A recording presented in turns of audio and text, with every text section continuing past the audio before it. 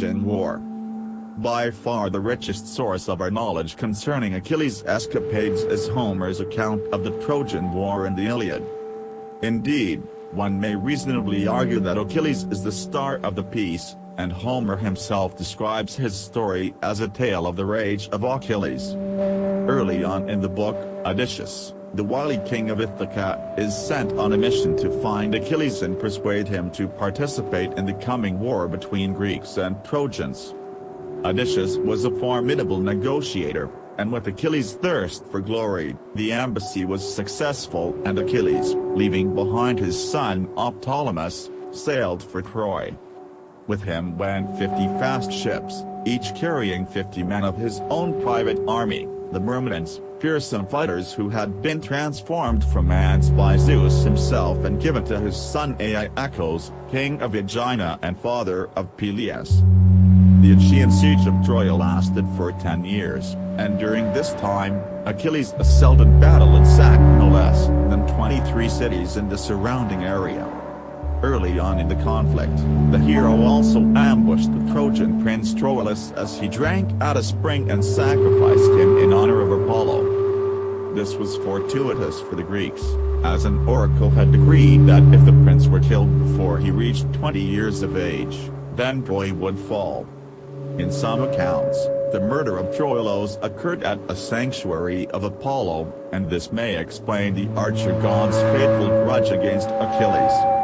Things then were looking pretty good for the Greeks at this point, but their fortunes changed dramatically for the worse when Agamemnon, king of Mycenae and leader of the Greek forces, fell out with his greatest warrior and Achilles withdrew from the conflict.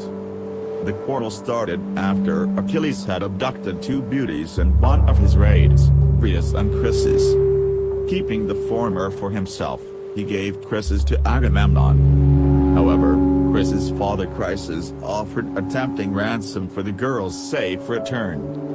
Agamemnon refused, and perhaps because the girl had been a priestess of Apollo, the god was displeased with the decision and sent a plague to wreak havoc amongst the Aegean camp.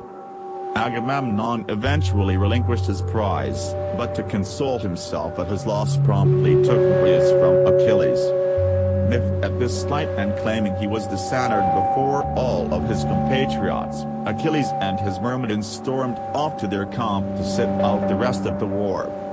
Achilles the man-breaker, decked out in his divine armor, was mad with rage. Without their talismanic warrior, the Aegean army's fortunes waned and the Trojans took confidence from Achilles' absence, even reaching dangerously close to the walls of the Aegean camp in their attacks and managing to start a fire amongst the Greek ships.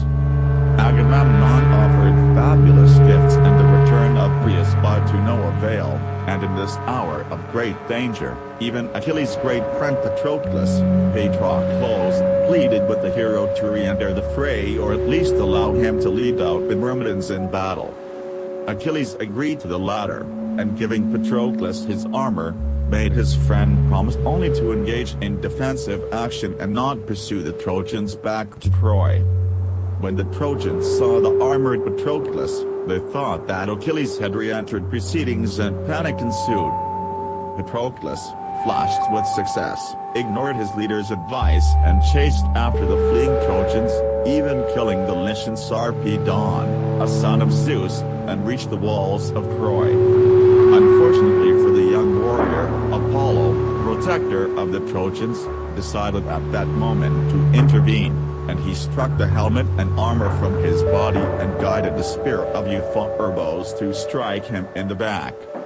Patroclus was only wounded by the blow, but Hector, the Trojan prince, was at hand to deliver the final, fatal blow.